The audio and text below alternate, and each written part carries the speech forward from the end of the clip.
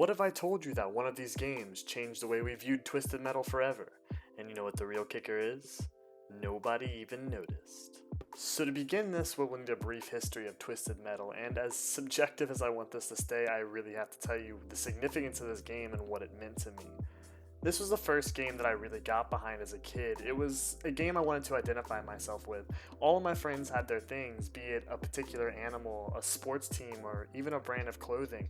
I chose this game where you could blow each other up in vehicular combat, and that was just my choice.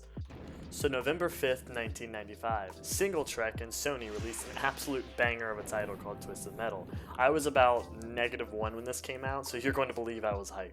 I literally could not tell you how excited I was at that time, and I actually did not really get to play this game until very recently. I always knew it existed and I watched my uncle play it from time to time, but I'm not going to sit here and tell you it was not important. This was literally the game that busted the gate wide open for this series, and it being a success was actually kind of amazing. So Mortal Kombat 3 released the same year, and it had the largest marketing campaign for a fighting video game ever. And Twisted Metal surprisingly was not far behind, even with the limited marketing in comparison. Twisted Metal was set on Christmas Eve in a post-apocalyptic Los Angeles, and a man named Calypso is hosting his 10th annual contest that consists of ballistic weaponry mounted on, I guess, whatever you felt like dying in. That could be a military-grade Humvee or an admittedly neat motorcycle. The winner would be granted one wish, anything that person desired. However, you are to compete with other motorists in the very same competition. The last one standing will be the victor. There's only one real question left. Will you drive? Right off the gate, you're given a goal, a way to obtain the goal, and a healthy or unhealthy competition depending on who's asking. The competitors will consist of a few characters, and I'm not going to go ahead and list them all, but I'll name a few. There was Carl Roberts, or better known as Outlaw, a good cop who just wants to end Calypso's game. There was Mr. Grimm, a motorcycle riding madman who was like death at one point and then had like a weird phase and is now an adult death and looking to claim Calypso, whoever always eludes him all the time. I don't know. He's a cool dude though. And how could I not mention Needles King? Well, who is that, you might ask? Well, that's none other than Sweet Tooth, the psychopath murderer or poster child, all words I would probably use to describe him. He has some fantastic quotes in this game that'll give you absolute goosebumps. It did for me, at least, in most of the installments of the series. So say you win this game, and Calypso, true to his word, does in fact grant you what you wish for. However, please be careful what you wish for, and that's kind of the underlining theme for this game, and that'll be extended more on it when we get to Twisted Metal 2. Speaking of...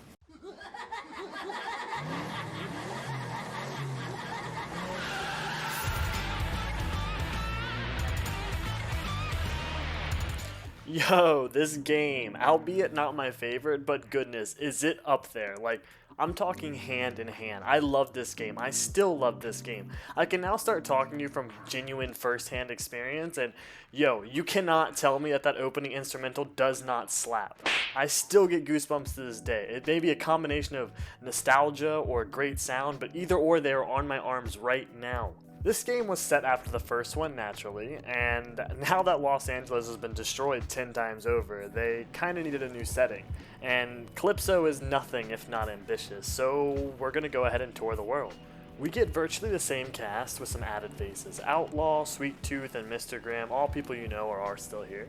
But now we have Grasshopper, a benched Mario Kart contestant. We have Mortimer, a mortician, who would have thought. And this is actually kind of a big head turner, but we had Minion as a playable character, who was previously an unplayable boss in the last game.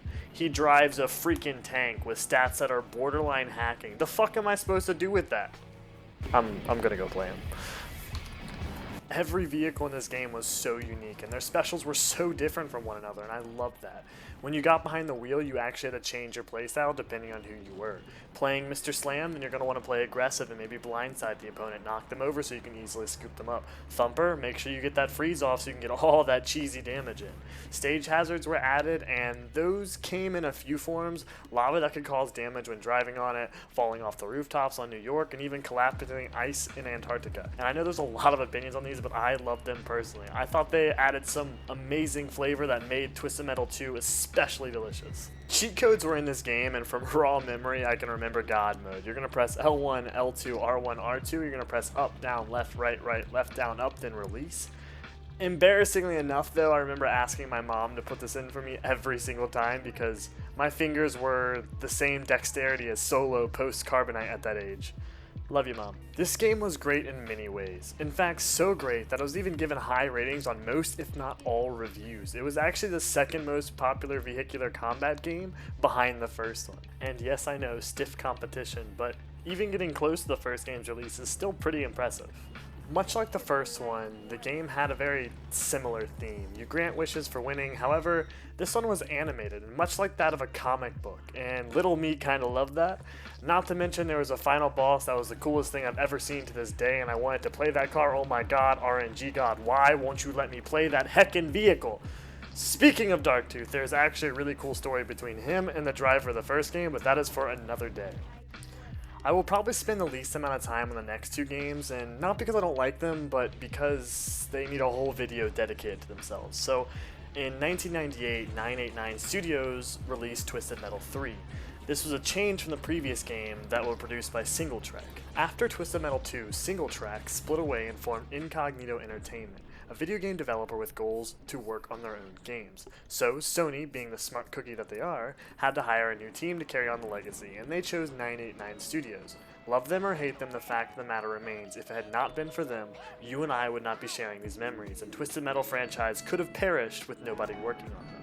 This followed the same as the last two, and I kinda hope you're noticing a trend here. However, I'll agree with everyone, the wishes in this game were absolutely whack.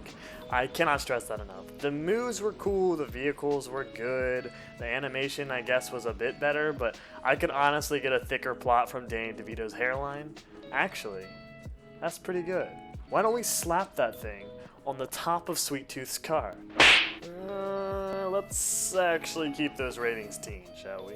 Twisted Metal 4 fell in the same category, and I actually think they did a much better job. And as controversial as this is going to be, mechanically speaking, that game was actually my favorite. And I'll let you know in its own video, but just want to make you know mechanically speaking, and just want that to be very clear.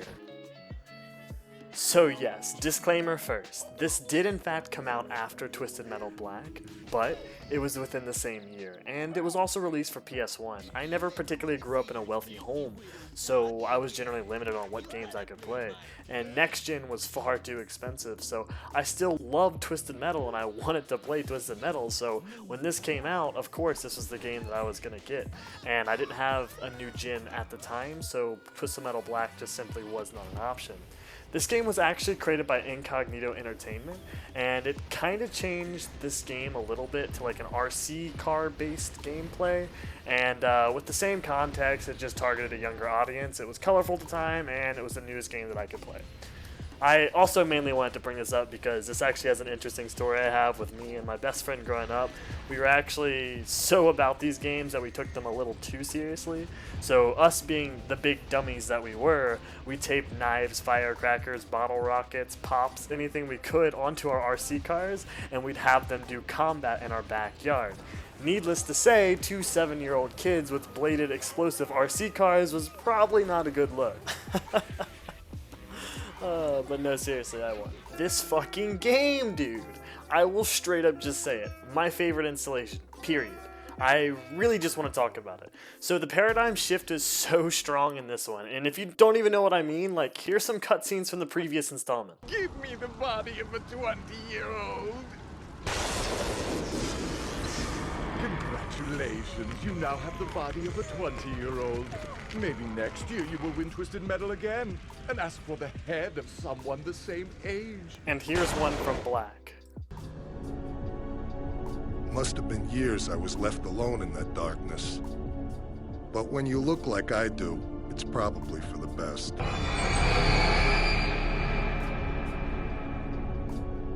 What the titties? This was such a harsh left, and the gloomy realism theme continued. It was the cornerstone of this entire installment. I know. Some people do not like the doom and gloom. However, you cannot sit there and discredit the sheer weight that this game held. It turned a less than fleshed out series into some good freaking soup. Hell, Incognito was handed lemons and they somehow made a working Bosley. Somebody bring back DeVito. This installment was so much darker and far more sinister. However, it was also one of the best, not only in terms of story, but also visually too. It was kind of the small things that made this game awesome. Like, the graphics were significantly improved, obviously, but it was so much improvement that, like, even when you switched your weapons, your car would, like, open up new compartments that housed it. It actually blew my mind. And I think this was especially powerful because it was when I first got my PS2, it was part of the bundle that came with it. So this was literally the first game I got to play on the new gen console. And that was an experience, is all I have to say. They also just kind of did this one right, in my opinion. They divided the story into 3 parts. You would first get a cutscene in the beginning showing Calypso's offer, then you would get one in the middle showing why they are there, and then you would get an end wish, or I guess conclusion, and that normally never really ended in their favor, but what else is new? The maps were also brilliant in this one. The layouts were huge and varied, from fighting on boats to sending Ferris wheels tumbling down the battlefield, crushing anything in its path. There was just a bunch of fun stuff to interact, and that's what made this game fun. Playing it again and again was awesome, and it was even better with friends. Like, a bunch of my friends would gather around and we'd play this tournament style, and the winner would get like a wish at the end, and we'd all have to abide by it until the next tournament began. So it could be anything from maybe snacks or dares, or maybe what was popular the most was the good computer chair instead of the fold out ones we normally would all use. And this game was just the bee's knees.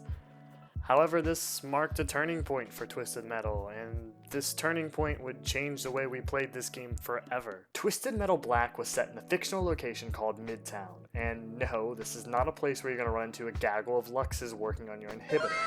This is a somber town with a dark secret hidden between the walls of a mental institution called Blackfield Asylum. Within these walls houses our 10 contestants. Each one will be approached by Calypso and offered a wish. However, to obtain that wish, they must compete in a tournament. We've seen this all countless times before. A tournament, cool cars, a winning wish, but this game was a little different. Up to this point, we've always associated our drivers with their cars, and that has always been their identity. Like, when I say outlaw, you immediately think of a police cruiser, buzzing sirens, and if I say Mr. Slam, you're thinking of a yellow front loader with a deadly grip. This is actually how Twisted Metal 3 and 4 received such huge backlash, is because they changed too much of what they had already established, and the cars were not what we knew and loved. It was not Twisted Metal, as some would say. But how did a game that did the exact same thing that Twisted Metal 3 and 4 did, yet still be able to be one of the best Twisted Metal games in this series? And you don't have to take my word for it. In most reviews from both gamers and critics, Black is usually tied with Twisted Metal 2 as one of the all-time greats. That does not really make sense when you think of the history of vehicular combat. Or wait, maybe it does. One of the most recurring complaints this game got was that it was 2D. And I'm not talking about the graphics, but I'm sure that could apply here. But the story was not deep enough, and I'm sure most games can handle that. They can add some lore, maybe add a secret room, or even comics from outside to really flesh out the series. But how do you do that with Twisted Metal? It's not very... it's primal is the word I would use to describe it. I mean, it's up until this point, it's always had the same algorithm. Select my favorite car, blow things up, repeat. That's the way it's been for all installments. They always broke the boundaries when it came to games, from defacing public works, cold-blooded murder, or not so happily ever afters. This game was an envelope pusher, to say the least, but it was also the hardest thing to change about it. The only thing that separates it from being the next GTA was its comedic take on the whole thing, turning it into more of a light-hearted comic, much akin to Deadpool, than anything really to be taken seriously, making it incredibly hard to build a story with characters I just have no reason to form a bond with. Put it this way, when I say Sweet Tooth, what comes to your mind? I'm guessing an ice cream truck, a head of flame, a psychotic serial killer clown. Now, what comes to your mind when I say Needles Cane? Elderly folks out for a stroll, a doctor's office? Honestly, I have no idea what you thought, and I kind of don't really want to know, but I will let you know that Sweet Tooth is the name of the vehicle and Needles Cane is the driver of that vehicle, so which one is more iconic? Now to my point. Up until Black, the cars identified the contestants, and it really was hard to give a car a backstory. How Pixar did it is beyond me. This is how it's been for the most successful games in the series, and now Incognito was in a pickle. Gamers were wanting more, and they also had a status quo they had to uphold. So how do you get something so deeply rooted out in the open so you can change it? The answer to that question is shocking realism. I think this is what was needed. Twisted Metal was already built on the basis of death and carnage, so that was not really going to surprise anyone anymore. Not to mention, its comedic nature kind of found it really hard to top that. Twisted Metal needed a dose of realism. It needed to hit home, make you feel like this is being ripped out of a comic book and it could actually happen right up the street. Twisted Metal Black did that without flaw. And everyone who was thunderstruck by the shift of the visual and dramatic effects followed by the darker and tragic scenes had no idea that underneath it all, they were actually bringing the characters forward and pushing the vehicles back. This changed everything and nobody noticed. Now we have real characters in a real setting. This is what drew me to Twisted Metal Black so much. It made me want to learn more about my driver and less about the car. Sure, I wanted a cool car and I wanted an awesome special move, but I was hooked to the story. The 3-stage cinematics and the loading screens forced me to get a little bit more interested after every victory. I think this was genius, and I think this is what propelled them into stardom. You see, the problem with Twisted Metal 3 and 4 is they changed everything but kept the overlining story the same. So now all these people are introduced to new characters that have no backstory. How will they ever become invested? Black fixed all of that and used the shocking imagery to help with the shift. Everyone was focused on the scenery change that they did not even notice that they wanted more because they were so invested in the aesthetic. It was kind of like being lost in the sauce. This makes Twisted Metal Black the ultimate red herring. It was so obvious. Everyone saw that on the surface it was a dynamic change. However, underneath, Twisted Metal was able to evolve and move freely. Honestly, a really risky move, but it paid off, and no one batted an eye. There you have it, guys, taking a trip down memory lane, and here we are. This is why I think Twisted Metal Black kind of changed everything before our very eyes, and I think it's pretty cool. Just don't forget to leave a like, and if there's any other title you'd like to have me do, go ahead and leave it in the comments, and as always, you guys have a wonderful time, and remember to treat yourself well, both physically and mentally. It can get pretty twisted out there, so, you deserve the best. See ya!